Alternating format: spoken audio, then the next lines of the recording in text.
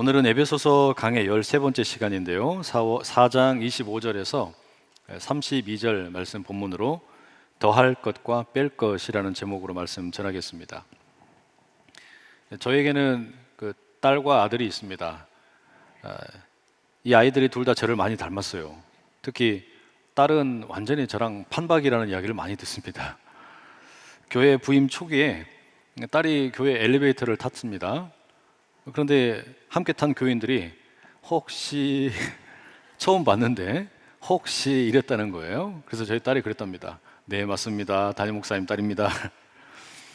보통 딸이 아빠를 닮으면 잘 산다 그러죠. 근데 제 딸이 요즘에 이마 때문에 고민이 많습니다. 엄마 이마는 훨씬 아담하고 예쁜데 나는 왜 이 아빠의 넓고 광활한 이마를 닮아가지고 이렇게 그냥 넙대기 한지 모르겠다고 고민이라는 거예요.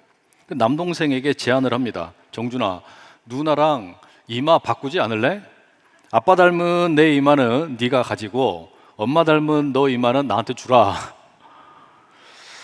아이들끼리 이렇게 이제 주고받는 가운데 동생이 대답을 하는 거예요. 누나, 내가 아빠를 사랑하고 존경하는 것은 맞지만 아빠 이마까지 닮을 필요는 없잖아. 근데 제가 이 이야기를 듣는데 왠지 모르게 패배감이 들었어요. 현장에 없는데 뭔가 당한 것 같은 느낌이 드는 겁니다. 아무튼 저는 제 아이들을 사랑합니다. 아이들이 저를 참 많이 닮았어요. 생김새도 닮았고 성격도 비슷합니다. 걸음걸이도 비슷하고 심지어 잘 때 모습도 비슷합니다. 신기해요. 그런 아이들을 보고 있으면 그냥 흐뭇합니다. 바울이 에베소 교회 성도들을 향해서 이와 비슷한 이야기를 합니다. 유대인이 되었든 이방인이 되었든 모두가 다 하나님의 자녀가 되었다는 거예요. 예수 그리스도를 통해 하나님의 백성이 되고 하나님의 자녀가 되는 이 권세를 누렸는데, 그래서 바울이 뭐라고 말합니까? 우리가 예수 그리스도를 통해 하나님의 자녀가 되었으니 하나님을 좀 닮아가자. 새 옷을 입었으니 우리가 새로운 감각을 일깨우자. 이런 이야기를 합니다. 그렇습니다, 여러분. 우리가 하나님의 자녀라면 우리는 마땅히 하나님을 닮아야 되겠죠. 그러면 우리가 하나님을 닮았는지 닮지 않았는지 어떻게 확인할 수 있겠어요? 제가 제 자녀들과 닮았다라고 하는 거 확인하는 방법 여러 가지 있습니다. 가장 확실한 것은 DNA를 통해서 친자 검사하면 됩니다. 마찬가지입니다. 우리가 하나님과 닮은 꼴이라는 것을 증명하는 것은 우리 안에 영적인 DNA가 있는가라는 것을 확인하면 됩니다. 그게 어떤 걸까요? 지난 시간에 우리가 살펴보았던 것처럼 두 가지의 DNA가 있어요. 하나는 다양성을 존중하는 가운데 하나됨의 DNA가 있고, 또 하나는 하나님의 거룩하심 앞에서 정결함을 지키려는 DNA가 있습니다. 앞으로 이어지는 이 에베소서 말씀의 윤리적인 가르침들이 많이 나오는데 이 모든 것은 이 DNA와 연결이 되어 있습니다. 다양성 가운데 하나됨, 그리고 하나님의 거룩하심을 닮아가는 정결함, 이게 우리를 하나님과 닮게 만드는 기초가 된다는 이야기입니다. 이제 우리가 하나님의 자녀로서 하나님을 닮아가는 그 구체적인 내용들을 살펴봐야 할 텐데요. 먼저는 가르침과 배움에 대한 이야기를 좀 말씀드리고 싶습니다. 파커 팔머라는 학자가 있는데 그가 쓴 가르침과 배움의 영성이라는 책이 있어요.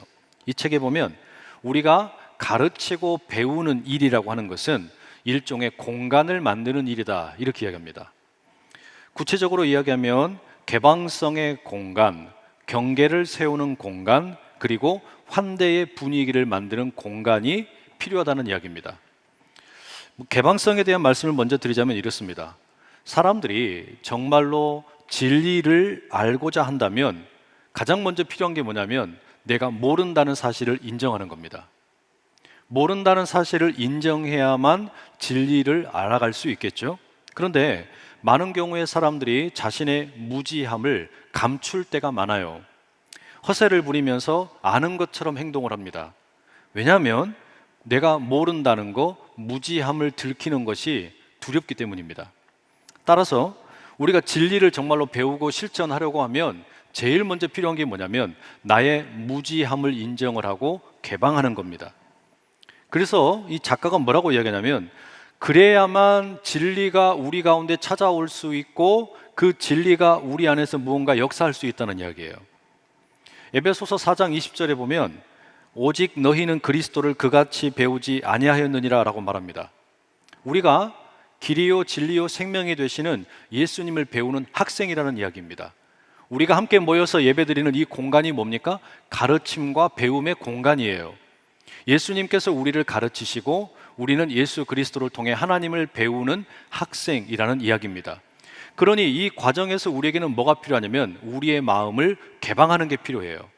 진리 되시는 주님께 나를 개방하는 거, 내가 하나님을 잘 모른다는 거, 내가 예수님을 잘 모른다는 거, 내가 진리에 대해서 어두운 눈을 가지고 있다는 것을 인정하는 겁니다. 굳이 다 알고 있다는 듯이 허세를 부릴 필요가 없습니다. 그래야 진리이신 주님께서 우리 안에 찾아오셔서 역사하실 수 있는 것이죠. 두 번째는 경계의 공간이 필요합니다.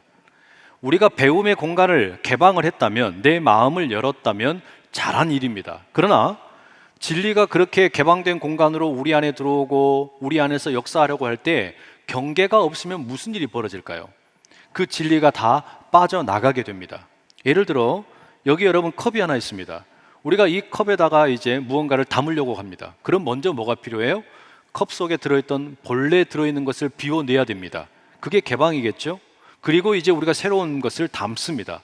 그런데 이 컵이 만약에 깨어져 있다면 어떻게 될까요? 그 담으려고 하는 것들은 다 술술 빠져나가겠죠. 이 컵이 이렇게 온전한 형태를 유지하고 있는 것은 개방이 되어 있으면서 동시에 경계를 가지고 있다는 이야기입니다. 그래야만 진리가 담길 수 있어요. 우리도 마찬가지입니다. 우리가 길이요 진리요 생명이신 예수님을 담아내려고 하면 개방이 되어야 합니다. 동시에 경계석을 세워놔야 합니다. 그래야만 진리가 담길 수 있을 뿐만 아니라 동시에 우리가 진리로부터 도망갈 수가 없어요. 우리가 진리로부터 힘들다고 도망가지 못하고 그 안에서 진리를 통해 변화를 경험하게 되는 겁니다. 신앙 교육을 한번 생각을 해보십시오. 이 기독교 교육이라는 것은 진리를 배우는 일입니다. 우리가 이 예배의 공간에서 함께 모일 때에 성령께서 우리 안에 오셔서 우리를 가르치십니다. 그리고 우리는 배웁니다. 근데 이 과정에서 언제든지 이 경계라는 게 있어요. 이 벽이 세워져 있죠. 지붕이 덮여 있죠. 어디로 도망갈 방법이 없습니다. 그래서 여기서 우리는 머무르는 동안에 진리를 만나게 되고, 또한 우리 각자의 마음에도 그 공간이 열려 있고 열린 공간으로 진리가 들어오셔서 일을 하기 시작을 하시는 거예요. 이 경계가 없으면 무슨 일이 벌어집니까? 혼란스러움과 혼돈이 생기는 겁니다. 이것을 교리적으로 이야기하면 우리는 배움의 과정 가운데 이 경계를 세운다는 것이 이단의 가르침인지 바른 가르침인지 분별한다는 이야기가 되는 것입니다.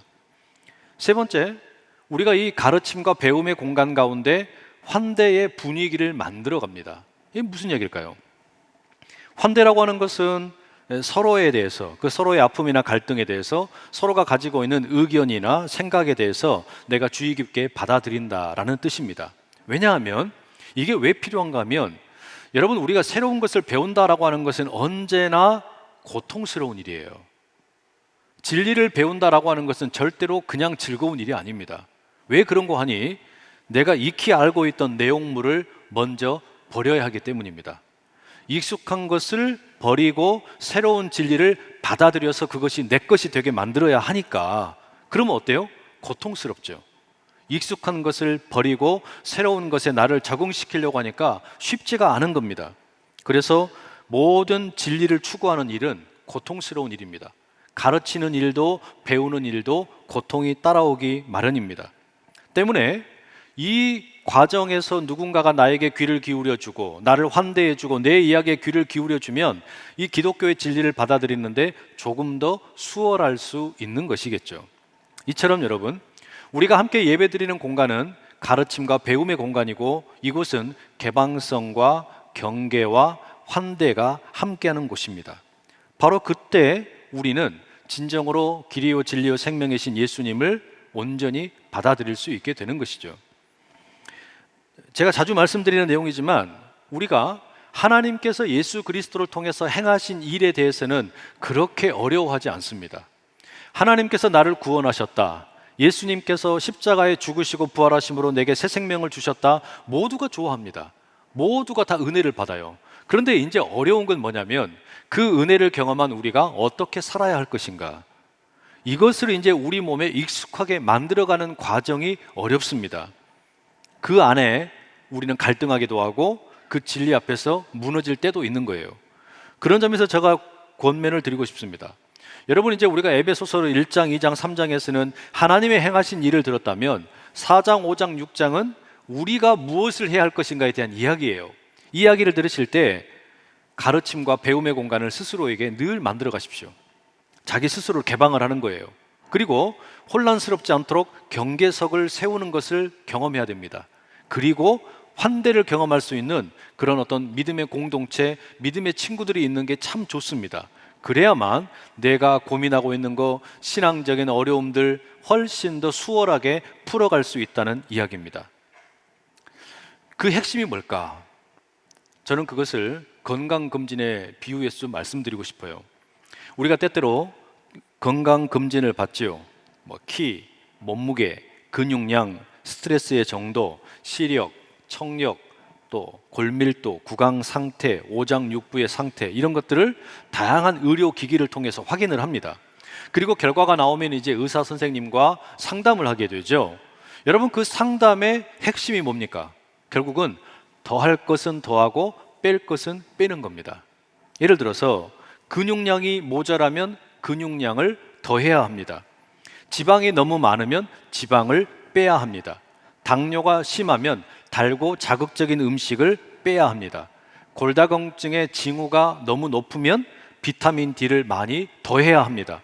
그렇게 더할 것은 더하고 뺄 것은 빼야만 우리의 건강의 상태를 유지할 수 있는 것이죠.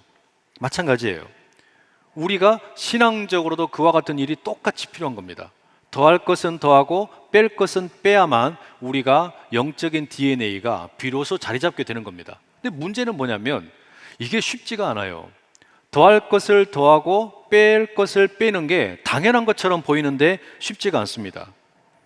저와 제 아내가 금요일 날 밤에 브릿지 워십 철회가 끝나면 집에 가서 종종 나 혼자 산다라는 프로그램을 봅니다. 이게 재밌어요. 혼자 사는 사람들이 여러 가지 에피소드들을 보여주는데, 근데 안타깝게도 그 늦은 밤에 꼭 뭔가를 맛있게 먹는 이야기가 많이 나옵니다. 괴로워 죽겠어요. 그러면 여러분, 그 유혹을 이겨내야 되는데 그것을 이기지 못하면 어떻게 됩니까? 늦은 밤에 라면을 먹어버리고 치킨을 시켜 먹어버리고 때로는 빵과 콜라를 마구 먹어버립니다. 그리고 나서는 다음 날 후회합니다. 아이고 배 아파, 아이고 소화가 안 돼, 막 이런단 말이에요. 왜 이러는 걸까요? 우리의 본성이 이 살을 빼고 근육을 늘리는 일에 어긋나기 때문입니다. 우리의 일반적인 본성은 어떻습니까? 살을 늘리고 근육을 빼는 것이 일반적인 본성이에요. 그런데 그것을 역행을 해서 본성을 거슬러서 우리가 살을 빼고 근육을 늘리려고 그러니까 스트레스가 되는 겁니다. 힘든 거예요.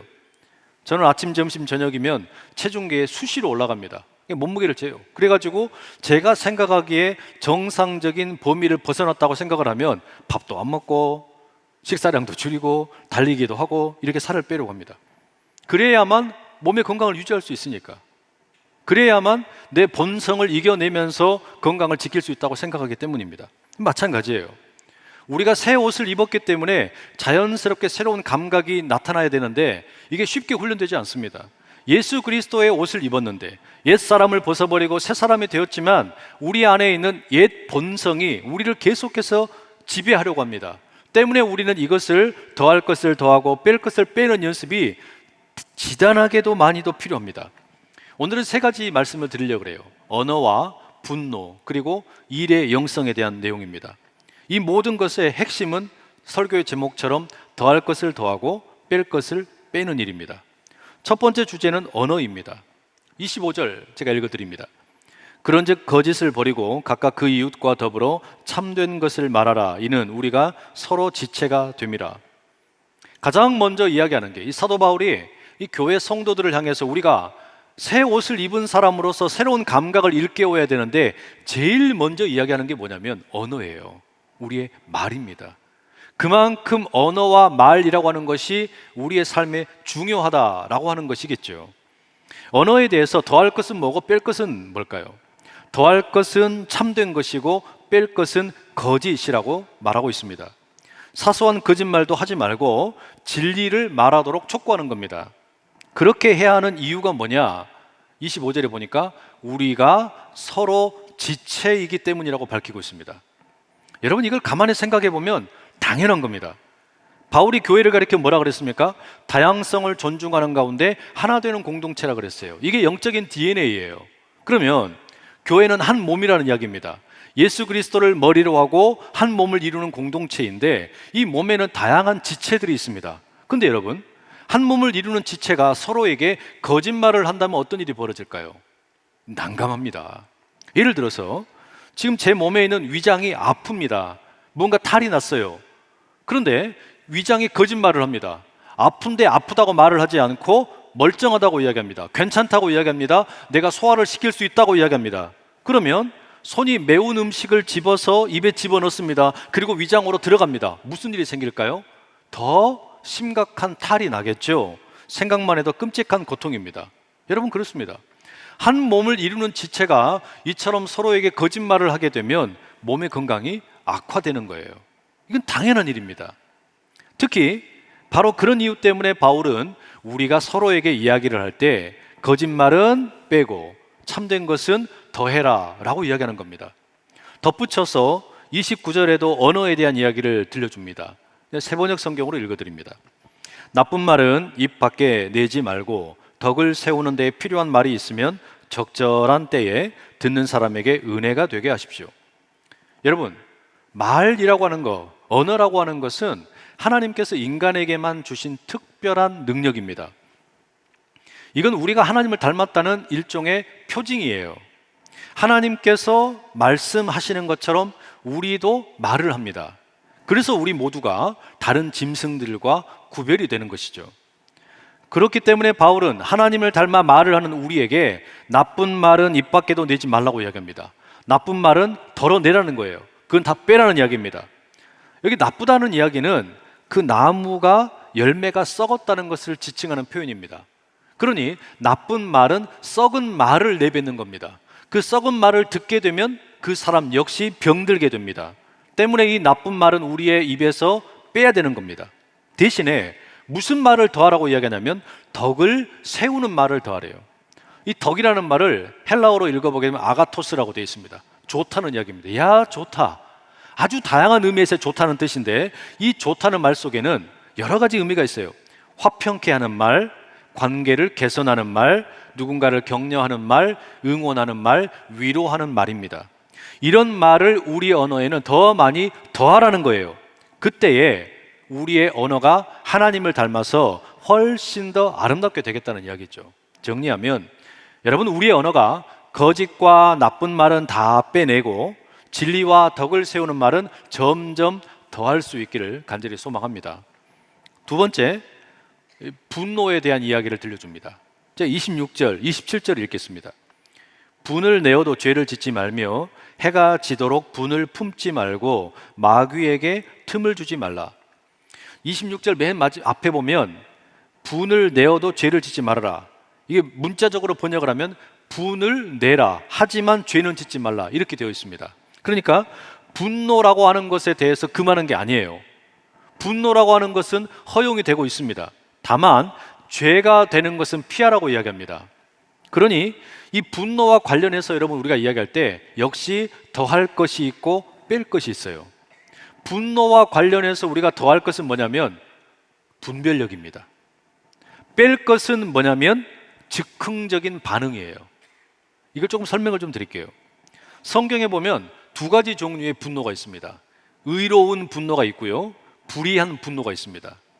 예수님께서 예루살렘 성전에 들어가셔서 장사하는 사람들 쫓아내셨습니다. 이게 뭡니까? 의로운 분노예요. 반면에 창세기 4장에 보면 가인과 아벨의 이야기가 나오죠. 아벨의 제사를 하나님이 받으셨어요. 그런데 가인의 제사는 받지를 않으셨어요. 그랬더니 가인이 어떻게 합니까? 창세기 4장 5절에 보면 이로 인해서 몹시 분하여 안색이 변했다고 되어 있습니다. 이게 일종의 불의한 분노라고 할 수 있습니다.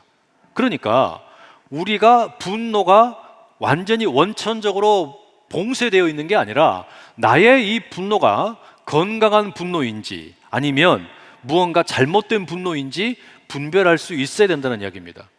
이게 우리가 이 분노의 감정을 먼저 대할 때 늘려야 되는 거예요. 특히 여러분, 우리는 때때로 반대로 반응할 때가 많아요. 분노하지 말아야 될 것에 대해서는 분노를 막 심하게 하고, 정말로 분노해야 될 것에 대해서는 침묵하는 경우가 꽤 많습니다. 뻔뻔한 죄악이나 범죄를 보면서 분노할지를 몰라요. 힘 앞에서 그냥 굴복하는 겁니다. 이건 지극히 잘못된 거죠. 하나님은 거룩하신 분입니다. 그래서 하나님은 죄를 미워하십니다. 그렇다면 하나님의 자녀들 역시 거룩하신 하나님을 따라서 죄에 대해서 분노할 줄 알아야 됩니다. 이게 바로 여러분, 우리가 분노에 대해서 취해야 할, 더할 것입니다. 이 분별력을 갖는 거예요. 그런데 동시에 바울은 이 분노에 대해서 이야기하면서 분노를 하되 다만 조심해야 될 것이 있다라고 이야기합니다. 그게 뭡니까? 파괴적인 본성이 있다는 거예요. 이 분노 자체가 무언가를 무너뜨리는 본성이 있다는 겁니다. 그래서 세 가지의 제한 사항을 둡니다. 그 첫째가 죄를 짓지 말라는 겁니다. 가인의 경우를 보세요. 가인이 하나님께서 자신의 제사를 받지 않음으로 인해서 분노합니다. 화가 났어요. 그리고서 그 화풀이를 누구에게 합니까? 자기 동생 아벨에게 합니다. 아벨을 쳐서 죽입니다. 이건 옳지 못한 분노의 전형이라고 할 수 있습니다. 분노할 수는 있지만 죄를 짓는 것은 우리의 책임이라는 거예요. 두 번째, 해가 지도록 분을 품지 말라고 합니다. 이것을 우리가 문자 그대로 이해하면 곤란합니다. 해가 질 때까지는 그러면 내가 분노해도 되는구나, 이런 뜻으로 이해하면, 여러분, 여름에는 조금 더 길게 분노해도 되고 겨울에는 짧게 분노하라는 이야기입니까? 이게 말이 안 되죠. 그런 뜻이 아닙니다. 바울의 의도는 뭐냐면, 우리 마음에 가능한 한 이 분노라는 것을 오랫동안 간직하고 있지 말라는 거예요. 이건 뭐와 같은 거냐면, 산불을 진화하는데 잔불이 살아있는 것과 같습니다. 산불을 여러분, 우리가 다 끈 줄 알았는데 때때로 어떻습니까? 그 잔불이 살아있다가 바람이 슝 불면 다시 재발될 때가 있잖아요. 마치 그것처럼 분노가 그와 같은 겁니다. 이 분노를 우리가 오랫동안 우리 마음속에 두고 있잖아요. 이게 시간이 지나면 사라지는 게 아니라 오히려 또 확 타오르는 겁니다. 나만 태워버리는 게 아니라 다른 사람들도 다 태워버리는 거예요. 그래서 바울이 권하는 건 뭐냐면, 마음의 분노를 가급적이면 신속히 진화하는 게 좋다는 겁니다. 세 번째, 이 분노의 감정으로 인해서 마귀에게 틈을 주지 말라고 말합니다. 여러분, 이 이야기는 우리가 가지고 있는 분노라고 하는 것이 의로운 분노인지 불의한 분노인지 이 경계선이 너무나 모호하다는 이야기입니다. 그리고 내 안에 있는 분노를 내 스스로 해결한다라고 하는 것이 얼마나 어려운 일인가를 들려주는 겁니다. 마귀는 화가 나 있는 사람 옆에 있습니다. 만약 여러분이 지금 분노하고 있다면, 여러분이 지금 무언가 화가 나 있다면, 그래서 지금 불붙는 심정이 되어 있다면 틀림없습니다. 여러분의 주변에 마귀가 돌아다니고 있는 겁니다. 틈을 노리고 있습니다. 여러분의 그 분노를 악용하기 위해서 아주 그냥 주도 면밀하게 살펴보고 있다는 이야기입니다. 그래서 그 내 분노를 타고 들어와서 마귀가 나를 지배해서 옳지 못한 곳으로 이끌고 가려고 그런다는 이야기예요. 분노에 대해서 정리합시다. 교회는 다양성을 존중하는 가운데 하나가 된 공동체입니다. 그리고 거룩하신 하나님 앞에서 정결함을 추구하는 공동체예요. 그럼에도 불구하고 우리는 때때로 대립이나 갈등을 할 때가 있고, 이 분노가 일어날 때가 있어요. 다만 그럼에도 불구하고 이 분노를 우리는 분별함으로 더할 줄 알아야 됩니다. 이 분노가 의로운 분노인지 아니면 불의한 분노인지를 분별해야 돼요. 그리고 이 분노를 즉흥적으로 응답하거나 대응하지 않도록 죄를 짓지 않게 되고, 그리고 가능한 한 빨리 없애고, 그리고 마귀에게 틈을 주지 않는 그런 지혜가 필요하다는 이야기입니다. 마지막 세 번째 이야기는 우리 일에 대한 이야기입니다. 28절의 말씀 읽어드립니다. 도둑질하는 자는 자기 도둑질 하지 말고 돌이켜 가난한 자에게 구제할 수 있도록 자기 손으로 수고하여 선한 일을 하라. 이 바울이 들려주는 세 번째 이야기가 도둑질에 대한 이야기입니다. 이 도둑질 하지 말라는 이야기는 10계명의 8번째 계명이죠. 그리고 이 도둑질이라고 하는 것은 과거에도 그랬고 오늘날도 그렇고 모든 사람들에게 금하여 있는 일종의 규범입니다. 당연히 지켜야 될 것이죠. 그런데 제가 지금 이 도둑질에 대해서 일의 영성이라고 그랬어요. 일터와 관련이 있다고 이야기했습니다. 왜 그럴까요? 여기 나와 있는 이 도둑질하지 말라는 것은 단순히 다른 사람의 소유나 돈을 훔치는 것이 아닙니다. 훨씬 더 폭넓은 의미를 가지고 있습니다. 여기서 말하는 도둑질이라고 하는 것은 이 공적인 자리에서 세금을 탈루하는 거, 내가 거래처에 대해서 지급할 돈이 있는데 떼어먹는 거, 또 사장이 직장의 동료들을 학대하는 거, 직원이 일터에서 일을 하면서 제대로 열심히 근무하지 않고 시간을 허비하는 거, 이 모든 것이 다 도둑질이라는 겁니다. 그렇기 때문에 이 도둑질이라고 하는 것은 지금 일터의 영성과 밀접하게 관련이 있어요. 교회 공동체를 향해서 그러면 일을 어떻게 하라는 겁니까? 성도에게 지금 일을 어떻게 하라고 말하는 겁니까? 일과 관련해서 우리가 당연히 도둑질 하지 말아야 되고, 그리고 나아가서 뭐라고 그러냐면 자기 손으로 수고해서 일을 하고 돈을 벌어라는 겁니다. 더 나아가서는 뭐라고 그러냐면 이제 내가 벌어들인 소득을 가지고 내 가족들을 부양하고, 그리고 필요가 있는 사람들, 형편이 어려운 사람들을 돕고 구제하는 일을 위해서 살라는 거예요. 여러분, 이게 일의 영성입니다. 일과 관련되어서 우리가 빼야 될 것은 뭡니까? 도둑질이에요. 그게 무엇이 되었든 이것은 빼야 될 것이고, 더해야 될 것은 뭡니까? 구제와 섬김이라는 이야기입니다. 왜 이런 주문을 할까요? 하나님께서 일을 하시는 분이기 때문입니다. 우리 하나님은 노는 분이 아니라 일을 하시는 분이에요. 지금도 쉬지 않고 일하고 계십니다. 이 지구촌, 우주 전체 가운데서 하나님은 여전히 창조의 일을 하고 계시고 구원의 일을 하고 계십니다. 이걸 달리 말하면 뭡니까? 하나님은 자기 자신을 위해서 일하시는 게 아니라 남을 위해서 일을 하시는 거예요. 마찬가지로 그래서 우리도 하나님을 닮은 하나님의 자녀이기 때문에 우리도 일을 합니다. 그런데 이 일을 나를 위해서만 일을 하는 게 아니라 남을 위해서 섬기고 돕는 일을 하라는 이야기입니다.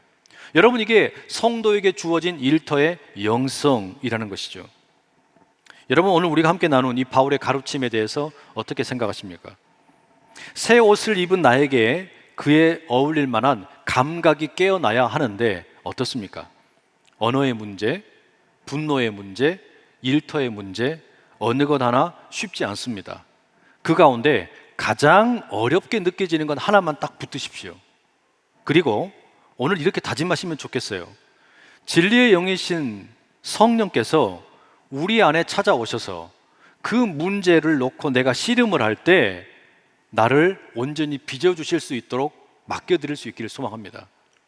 이 한 주간을 보내시는 동안에 우리가 고난주간을 보냅니다.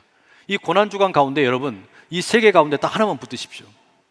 그게 내 언어가 되었든 내 분노가 되었든 나의 일이 되었든 이 세 가지 중에 딱 하나만 붙들고 여러분 기도의 자리를 만드시고, 기도의 자리 가운데 정말 내가 왜 이게 이렇게 안 될까?